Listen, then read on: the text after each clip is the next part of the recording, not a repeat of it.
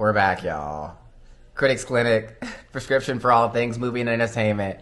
I don't think y'all are gonna like this one, but I gotta review it. We're talking about Old Guard. Old Guard 2, rather, on Netflix. Just came out. We've been waiting a really long time for this one. It's been years since the first one came out, which was a hit, a phenomenon, if you will. Before we go any further, subscribe button. You see it. It's somewhere over here. I don't know. It's below. Click on it, if you will. Like, comment. Do all those fun things people do on YouTube. You know what to do. Gen Zers, millennials, all that stuff. I will not give any spoilers here. I'm here to talk about my review in my 5 categories of what I thought about this movie. Again, I was a huge fan of the first one, a huge fan. I've been waiting on pins and needles for this new one. I've been looking for just tips of when it was going to come out, and it's kind of randomly came out. So here we are to talk about it. Cast and crew, my first category, can make or break a film. I wouldn't say that it broke this film. I just think it was a very loaded cast, and it didn't really add anything to it. Obviously, the returners came back from the previous movie. There were some new people. Obviously, Charlize Theron is back, and she's the star. She plays Andy, who is allegedly the oldest of the Immortals. We have some new people. Uma Thurman, who apparently is the original Immortal. Her name is Discord. Chiwetel Ejiofor returns in this one as well. Henry Golding's in this one. We find out he's a longtime companion of Charlize Theron's character, and also met Uma Thurman's character in the past. Again, won't go into details. More so just giving you the cast. Again, everyone else returns. Niall returns. I mean, the acting wasn't bad, and I guess they acted the roles that they were given. Just for me, I'm going to give it a 2 out of 2 because they did what they had to do. I just feel like adding these new characters didn't add anything to the movie. But we'll move on. 2 out of 2. I'm going to go to the plot. We waited a long time for this movie, and for me, the plot was a huge letdown. Once you watch the movie, you'll see the movie kind of ends in a way that there has to be a part 2, and then you realize at the end of part 2, like Old Guard 2, there has to be a part 3. Because at the end of the second movie, you realize you watched the whole movie and nothing actually happened. And you're like, how do you get your time back? It's gone.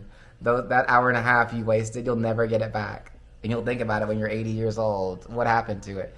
No, but it wasn't my favorite plot. I think Charlize Theron, she starts out, obviously this is not a spoiler. She doesn't have her immortality at the beginning of this movie because they show that at the end of the first movie. And the whole plan is trying to figure out who this Uma Thurman character is and where did she come from and why have we never met her if she's the oldest one, that kind of thing. And you find yourself wondering where this movie's going, and you find yourself looking at the clock and it's like an hour and 20 minutes in, and nothing's happened yet, and you're like, this can't end here. And it does. It ends with them flying off in a helicopter and her trying to find Uma Thurman again. And you're like, this can't be it. This can't be it. I'm going to have to give the plot a 0.5.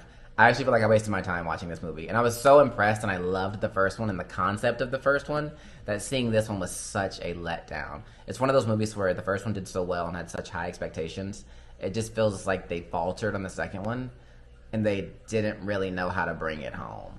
And I could be wrong. I said the same thing about, Squid Game Season 2, how terrible it was after the amazing first season, but the third and final season really brought it home. So that second in the middle season, I guess they had to have it to set it up, which was horrible to get to the third. So maybe the same thing with this, but I'm giving it a 0.5. Right now we're at a 2.5. Production-wise, even I feel like the choreography wasn't that good in this one. Like the fight scenes just felt like they were like in a workshop trying to figure out what the choreography is going to be. It just, I hate this for them. Because I love Charlize Theron, and I love this franchise. It's such a good concept. But I'm going to have to give it a 1 production-wise. Just even the sets weren't believable. When they were going through the science lab and the helicopter, it just felt so like they were on a set and doing little flips and little knife throws, and they were just kind of learning it for the first time. So I'm going to give it a 1. So right now we're at a 3.5. Music, I'm going to go ahead and give it a 2. We're at a 5.5. It didn't make or break it. It's not a musical. It didn't progress the story. We're at a 5.5. Did I enjoy the film? My final category. I'm going to give it a 1. So my prescription is going to be a 6.5. I wanted to enjoy this film, and there were parts of it when they started going back into the history of the Immortals. There were just little snippets that were good. You start getting to the lore and what happened. I just needed more. I needed to know where they bring in who they think is the first immortal, and they don't delve into her character. They don't talk about how she became an immortal, how she created other immortal. Like why do they exist? Why don't they know each other if they've lived so long and they all came from the same place? They just didn't give us enough They didn't give us any backstory actually. So I'm giving a prescription of 6.5.